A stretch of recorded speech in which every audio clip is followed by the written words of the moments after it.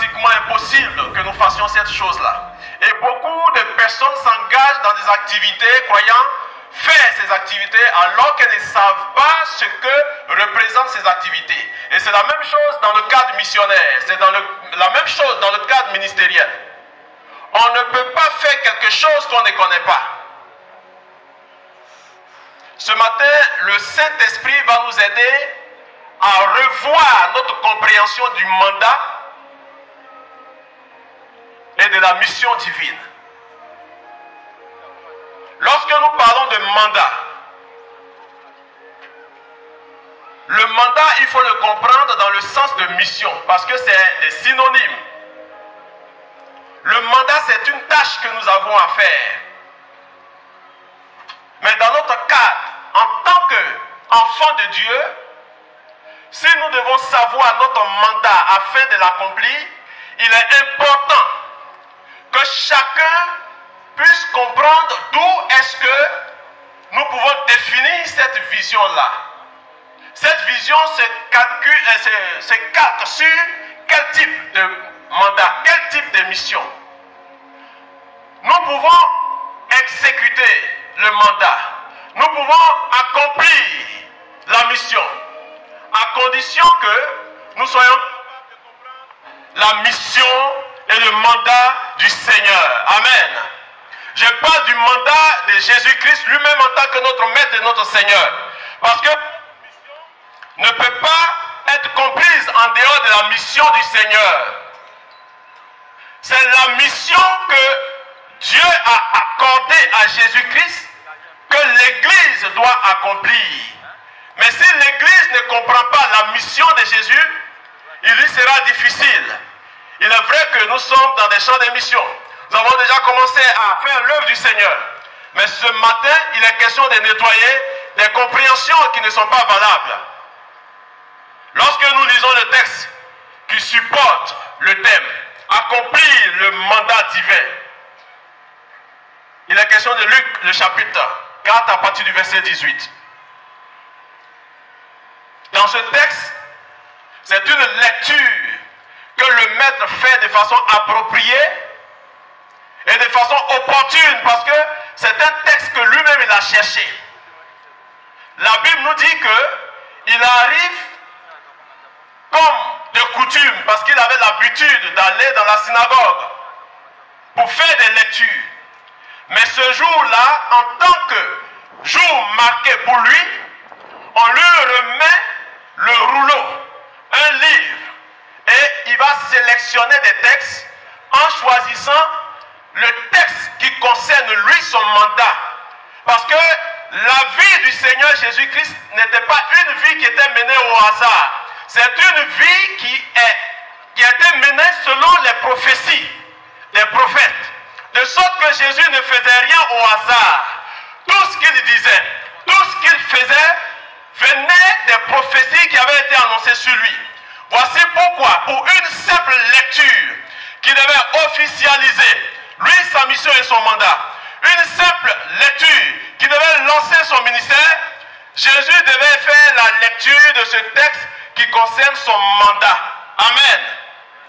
C'est la raison pour laquelle il va lire ce texte. L'Esprit du Seigneur est sur moi. Luc 4, le verset 18. Ce même texte se retrouve dans la prophétie d'Ésaïe au chapitre 61 et le verset 1. Dans la prophétie d'Ésaïe, lorsque Ésaïe est en train de prophétiser ce temps, le mandat de Jésus, le prophète a dit, l'Esprit de l'Éternel, le Seigneur est sur moi. Et le Seigneur va continuer en disant, l'Esprit du Seigneur est sur moi. Pourquoi? Parce que l'Esprit du Seigneur ne vient pas sur nous pour des banalités, pour des futilités. Tout à l'heure, l'homme de Dieu est venu prier pour que vous receviez le baptême du Saint-Esprit. Mais on ne reçoit pas le baptême du Saint-Esprit pour des futilités, pour des banalités. Peut-être que je vais choquer certains d'entre vous. Il y a plusieurs qui ont pensé recevoir le Saint-Esprit pour se marier. On ne reçoit pas le Saint-Esprit pour se marier. Certains pensent que lorsque je reçois le Saint-Esprit, je serai capable d'avoir mon voyage débloqué. Le Saint-Esprit n'opère pas dans ce sens. Parce que c'est des choses charnelles et terrestres. Le Saint-Esprit vient sur nous pour que nous soyons capables pris le mandat divin. Voici pourquoi le Seigneur dit, l'Esprit du Seigneur est sur moi. Pourquoi sur moi? Parce que le Seigneur m'a oint, parce que le Seigneur m'a choisi, parce que le Seigneur m'a mandaté. Mais s'il m'a mandaté, il m'a oint. C'est pour quelle raison? Et le Seigneur continue de décrire sa mission dans ce texte, cette référence biblique. Il dit ceci, l'Esprit du Seigneur est sur moi, parce qu'il m'a oint pour annoncer une bonne nouvelle. La première des choses, annoncer la bonne nouvelle. Voici la raison pour laquelle l'Esprit du Seigneur peut être sur quelqu'un. Si tu reçois le Saint-Esprit, en réalité c'est pour annoncer la bonne nouvelle. Amen. Tu ne reçois pas le Saint-Esprit pour être prospère. Aucun texte biblique ne peut te conduire dans cette erreur. Sur le plan scripturaire, ce n'est pas correct qu'on dise recevoir le Saint-Esprit pour être un homme prospère. Parce que pour être prospère, on n'a pas besoin du Saint-Esprit. Vous êtes d'accord avec moi que nous avons des personnalités, des autorités, des hommes d'affaires, des stars qui n'ont pas le Saint-Esprit, mais qui sont prospères dans les activités. Parce que Dieu ne donne pas le Saint-Esprit pour des choses qui sont à notre portée.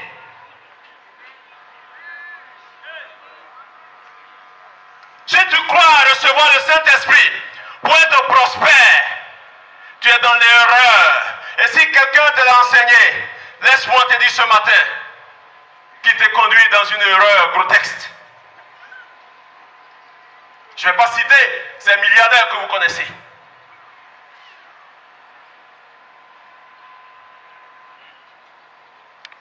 La grande majorité des personnes qui voyagent chaque jour, chaque semaine, ne sont pas des enfants de Dieu, des chrétiens, des gens qui ont reçu le Saint-Esprit. Alors pourquoi veux-tu embêter le Seigneur en recevant le Saint-Esprit pour voyager? Beaucoup de personnes se marient sans le Saint-Esprit. L'Esprit du Seigneur est sur moi, parce qu'il m'a oint pour annoncer une bonne nouvelle, la première des choses. Ensuite, il m'a envoyé pour guérir ceux qui ont le cœur brisé. Est-ce que tu es conscient de ces tâches qui sont dans le mandat à accomplir? Annonce une bonne nouvelle. Guéris ceux qui ont le cœur brisé. Pour proclamer aux captifs la délivrance ou la liberté. Lorsque nous avons le Saint-Esprit, voici les activités auxquelles nous sommes conviés. Et aux aveugles, le renouvellement de la vue. Es-tu capable d'ouvrir les yeux des aveugles? Tout à l'heure, je vais revenir là-dessus. Lorsqu'on parle d'aveugle, il y a la notion d'aveugle physique et d'aveugle spirituel. Mais en tant qu'enfant de Dieu, lorsque nous recevons le Saint-Esprit, nous sommes capables d'ouvrir les yeux sur le plan physique et nous sommes capables d'ouvrir les yeux sur le plan spirituel pour renvoyer libres les opprimés. Combien sont les opprimés dans notre monde en détresse? Notre monde qui est bouleversé. Notre monde qui est envahi par l'injustice. Alors que nous avons le Dieu de la justice avec nous. Combien sont ceux qui sont opprimés? Pour publier une année de grâce. Et le Seigneur s'arrête sur ce texte. Je dis bien, le Seigneur s'arrête sur ce texte. Mais le prophète Ésaïe, lorsqu'il est en train de prophétiser, a continué.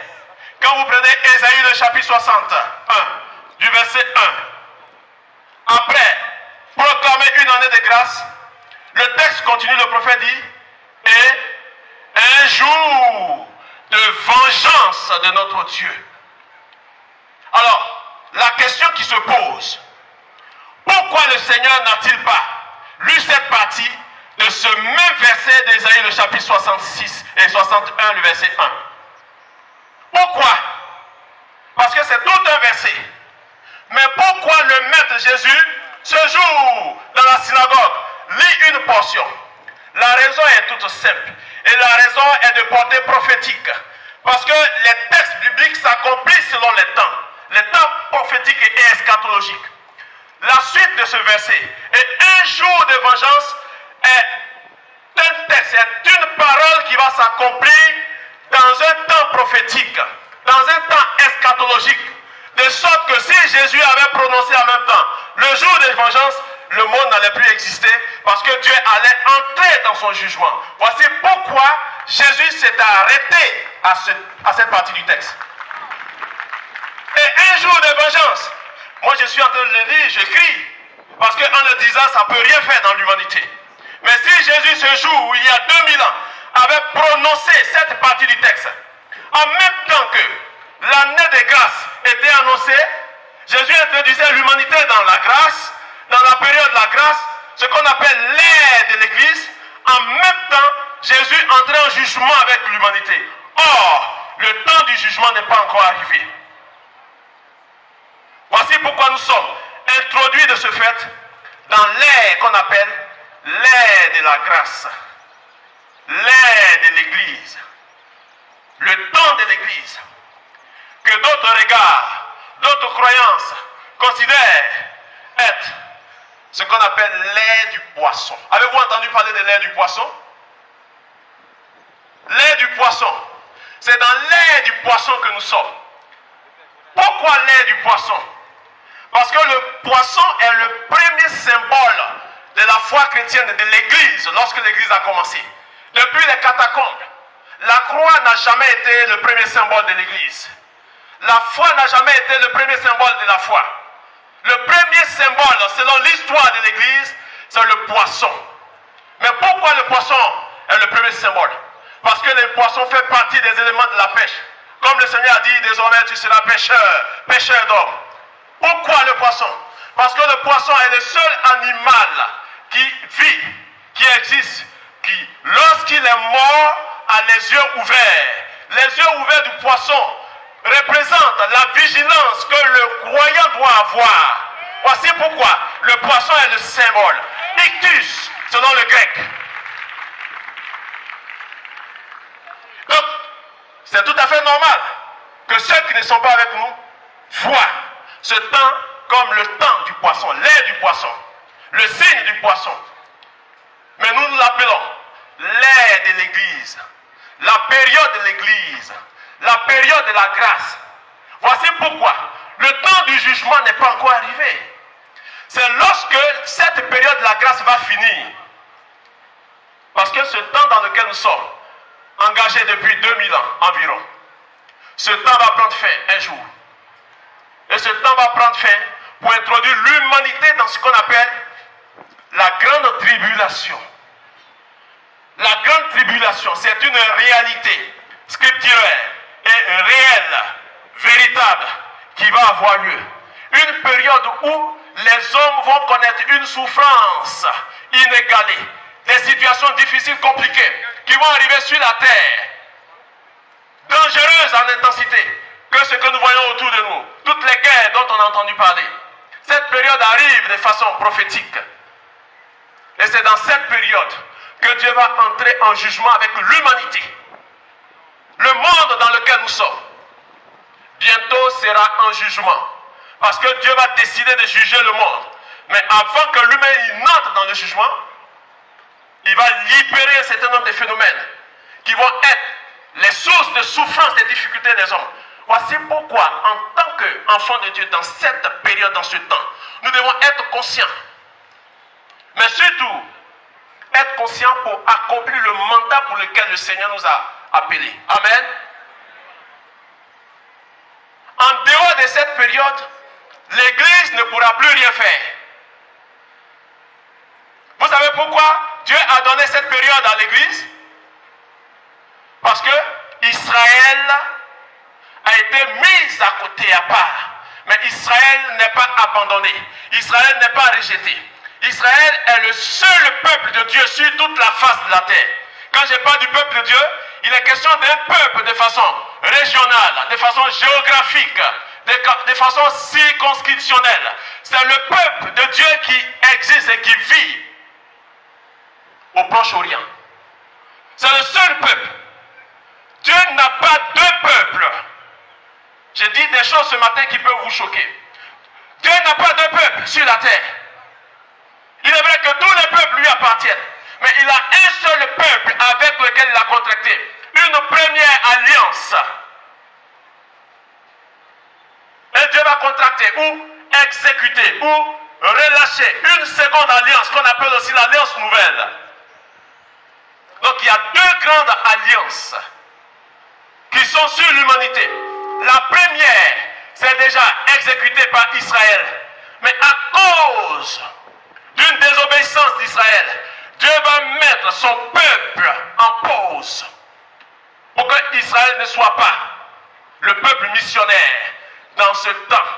Voici pourquoi ce temps est appelé l'ère de l'Église. Ce n'est pas l'ère d'Israël.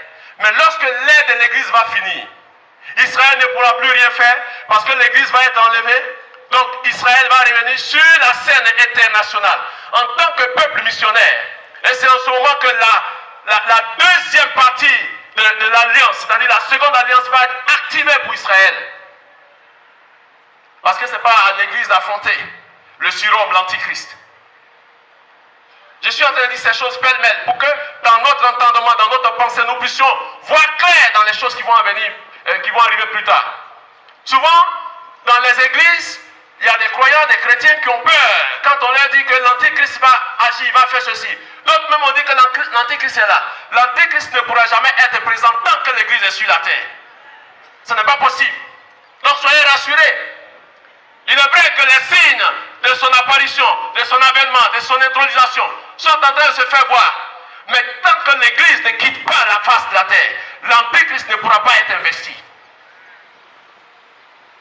Donc si on vous dit que l'Antichrist est apparu quelque part, c'est faux. C'est lorsque l'Église va disparaître. Mais notre préoccupation ce matin, c'est comment accomplir le mandat divin. Et ce mandat-là, ça s'adresse à nous, en tant qu'Église.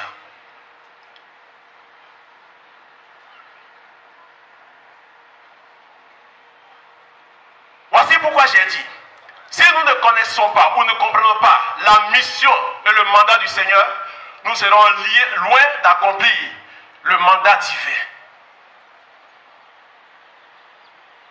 Lorsque quelqu'un a accepté le Seigneur, il s'est repenti de sa mauvaise voie et qu'il suit le Seigneur,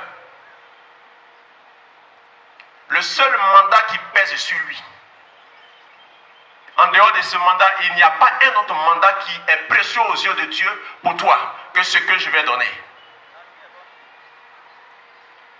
C'est dans la Bible. Quand le Seigneur a fini son ministère, quand il va accomplir son ministère, en disant des choses prophétiques qui le concernent, au point même que Jean-Baptiste va être troublé. Parce que selon les prophéties, lorsque le Messie doit arriver, il y a certaines situations qui doivent se produire. Parce que le Messie doit libérer Israël du joug colonial, du joug de la puissance humaine.